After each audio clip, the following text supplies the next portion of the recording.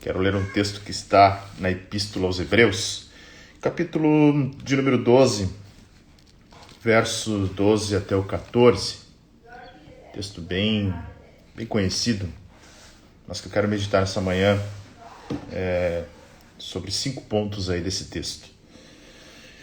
Diz assim: portanto, tornai a levantar as mãos cansadas e os joelhos desconjuntados, e fazei veredas direitas para os vossos pés, para que o que manqueja se não desvie inteiramente, antes seja sarado. Segui a paz com todos e a santificação, sem a qual ninguém verá o Senhor. Olha que interessante. O autor aos Hebreus, que não se sabe quem é, né? Muitos afirmam que foi Paulo, outros Apolo, até mesmo Priscila possa ter escrito essa carta. Há várias teorias sobre ela. O que importa é que há uma orientação do autor aos Hebreus, ou da autora aos Hebreus, dizendo sobre uma etapa, sobre um processo que deve haver na vida do cristão enquanto ele estiver na terra. Esse processo chama-se santidade. O versículo 14 diz: segui a paz com todos e a santificação. E completa dizendo que sem a santificação, ninguém verá o Senhor. Pode parecer inicialmente contraditório a partir do momento em que nós cremos que a salvação é pela graça. Sim, nós cremos que a salvação é pela graça. Só que a santidade, ela é característica do nosso Deus, nosso Pai. Ele é santo. A santidade faz parte da natureza de Deus. Poderíamos até dizer que é um atributo, mas meio que se confunde os conceitos, né? Então, é porque fica difícil separar Deus da santidade, porque Deus é santo. Então, dizer que Deus é santo, a Bíblia fala que Deus é santo, né? Só que faz parte da natureza do Senhor a santidade, né? Então, dizer que Deus é santo é falar do seu próprio ser, da sua própria natureza. E o autor dos Hebreus está dizendo que nós devemos seguir a santificação. Pode parecer estranho para quem ouve na primeira vez, para um novo convertido, para alguém que está conhecendo o Evangelho. Como assim ser santo? Né?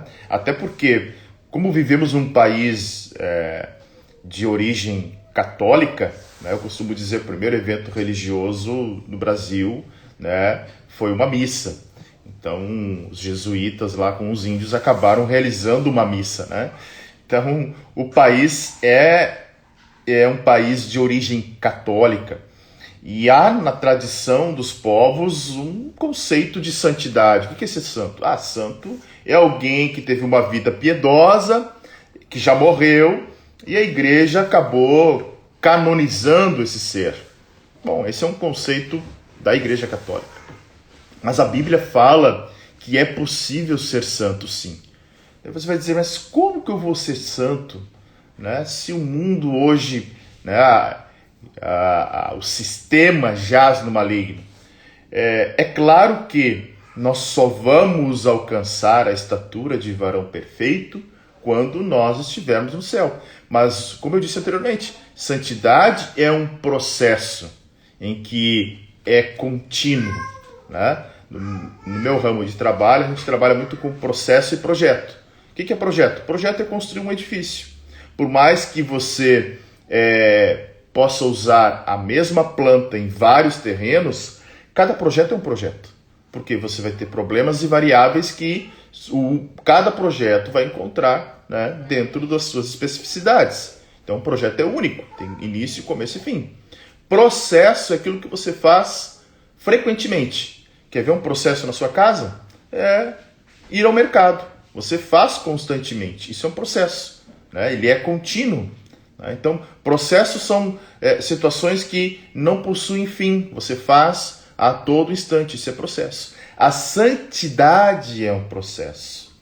porque eu não posso encerrar, eu não vou alcançar um nível de santidade nesta terra. Eu só vou alcançar a santidade plena, né, perfeita, no céu. Mas existem algumas práticas que nós podemos adotar, né, na nossa vida terrena para alcançar essa santidade. Mas antes, eu quero trazer só um conceito de santidade, de calhamaço aqui, né, da teologia puritana. A teologia puritana, puritanismo, foi um movimento que surgiu no século XVII na Inglaterra, justamente um movimento bem radical, uma vida separada, uma vida com Deus. E olha só o que os puritanos falam, né? O puritanismo, os puritanos se viam como peregrinos de Deus, viajando para casa, como guerreiros de Deus lutando contra o mundo, a carne e o diabo, e como servos de Deus que recebiam ordens para fazer todo o bem que podiam enquanto prosseguiam em sua jornada. Por mais que pareça radical algumas interpretações teológicas dos puritanos, mas é basicamente isso que a gente tem que ter em mente. Porque olha só, quero ler um texto com vocês em 1 Pedro. Deixa eu ir para a Bíblia digital aqui, que fica mais fácil de eu localizar os textos, tá? Eu quero ler um texto que está em 1 Pedro, capítulo 1, versículos 15 a 16. Quais são as áreas que nós precisamos santificar, ter santidade em nossa vida? Primeiro, a nossa conduta. Olha o que vai dizer. 1 Pedro, capítulo 1, versículos 15 e 16. Mas como é santo aquele que vos chamou? Quem chamou? O Senhor, né? Sede vós também santos. Aonde? Em toda a vossa maneira de viver. Porque está escrito, sede santos porque eu sou santo. Aqui ele está citando um texto do Antigo Testamento, né? Levítico. Ele está citando Levítico 11, 44, dizendo, olha, porque está escrito, sede santos porque eu também sou santo. Então, qual é a primeira área que nós precisamos santificar na nossa vida? A nossa conduta. Olha o que Pedro está dizendo. Vamos novamente ler o versículo 15. Mas como é santo aquele que vos chamou, quem chamou? Deus. Sede vós também santos. Aonde? Em toda a vossa maneira de viver. Ou seja, em todas as áreas da nossa vida. Tudo que nós fizermos, todas as relações que nós tivermos, nós precisamos ser santos, ou seja, procurar, né, a santidade nas nossas relações em toda forma de viver. Que santidade é essa? Ser justo, ser honesto, ser amável, né? Ser tudo que aquilo que é de boa fama, diz a palavra, né? É isso que é ser santo, é isso que é ter uma área da nossa vida santificada, a nossa conduta. Uma outra área está em Efésios 4:29. Olha só. Gosto sempre de ir para a palavra, né? Para que não haja nenhum engano, nenhum erro de interpretação. Efésios 4:29 vai dizer o seguinte. Espera lá. Achei.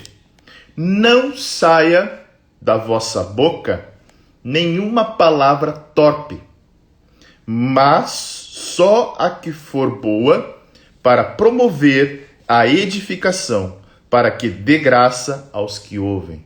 Ou seja, tudo que sai da minha boca pode ser santo ou não. Tem um outro texto que vai falar em Tiago. Deixa eu ver se eu acho aqui também. Tiago, no capítulo 3, e o verso de número 2. Tiago. Um minutinho, gente. Tiago, capítulo 3, e o verso de número 2 vai dizer o seguinte: porque todos tropeçamos em muitas coisas. Se alguém não tropeça em palavra, o tal varão é perfeito e poderoso para também refrear todo o corpo. E olha que interessante que ele vai dizer: ora, nós pomos freios nas bocas dos cavalos para que nos obedeçam, e conseguimos dirigir todo o corpo. Vede também as naus que, sendo tão grandes e levadas de impetuosos ventos, se viram com um bem pequeno leme para onde quer que a vontade daquele que as governa. Assim também é a língua, é um pequeno membro e gloria-se de grandes coisas.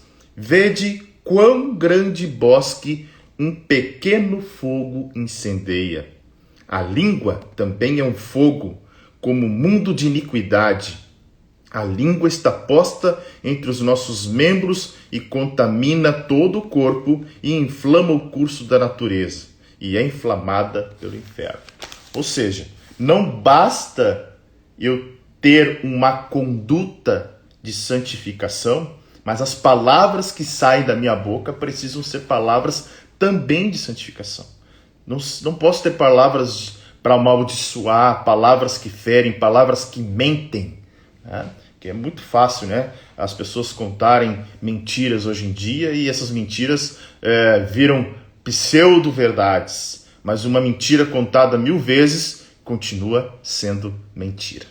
Tá bem? Outro texto interessante está em Hebreus capítulo 10, o verso 22. Olha o que vai dizer lá. Onde é que está aqui? Cheguemo-nos com o verdadeiro coração e inteira certeza de fé, tendo o coração purificado da má consciência e o corpo lavado com água limpa. Ou seja, o autor aos Hebreus está dizendo que nós devemos santificar o nosso corpo. E o nosso corpo é santificado quando eu limpo a minha mente da má consciência. Porque os pecados cometidos pelo corpo nascem primeiramente aonde? Na mente. Então, quando o autor dos Hebreus está dizendo, tendo o coração purificado da má consciência, o que acontece? E o corpo lavado com água limpa. Então, eu santifico o meu corpo. Quando eu alimento a minha mente, não com coisas más, mas com a palavra, não com maquinação, não com vontade de me vingar, de ver a outra pessoa sendo humilhada, de maltratar, de causar o mal. Causar o mal. Porque aquele que causa o mal, ele não é do Senhor. Tá? Mas pode ser quem for, pode ser quem seja. Tá? Se ele causa o mal, ele não está santificando. Não santificando, ele não vai ver o Senhor. Interessante, né? E tem um último texto que eu quero ler nessa manhã, que está em 1 Tessalonicenses, capítulo 5, e o verso 23. Diz assim: E o mesmo Deus de paz vos santifique em tudo, e todo o vosso espírito, alma e corpo sejam plenamente conservados, irrepreensíveis para a vinda do nosso Senhor. Ou seja, nós devemos santificar nosso corpo, nossa alma e nosso espírito. Pode parecer um processo distante da nossa realidade. Muitos podem dizer o seguinte, não, mas como é que eu vou ser santo? Se eu lido com pessoas de todos os tipos durante o meu dia, a santidade, ela é uma característica daquele que verá o Senhor. Aquele que verá o Senhor. Então você precisa buscar esse processo. Ele é um processo contínuo. Não é algo que você faz hoje e você, eu sou santo, ou santifiquei o meu dia, santifiquei agora a minha vida e eu serei santo para o resto dos meus dias. Não. Santidade é um processo contínuo.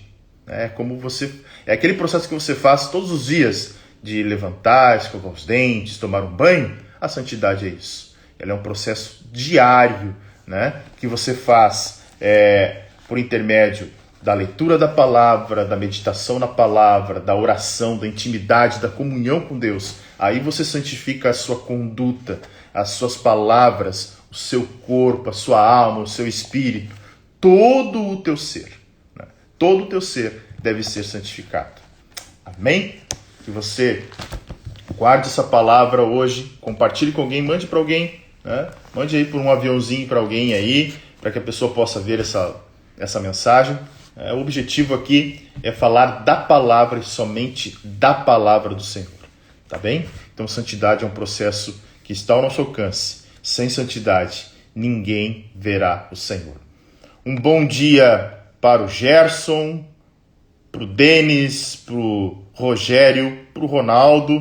Deixa eu ver quem é que está me acompanhando aqui pelo Instagram, para o Felipe, o Adão, a Ana, quem mais? A minha esposa está aqui também, Rita, a Cris, a Marilza, a Marla, o Saul, a Duda, a Ivânia, o Júnior, a Aline, Ronaldo Rodrigues, a Cláudia. Amém? Um bom dia a todos. Fiquem na paz que excede todo entendimento. E até amanhã, se o Senhor nosso Deus permitir. Um abraço.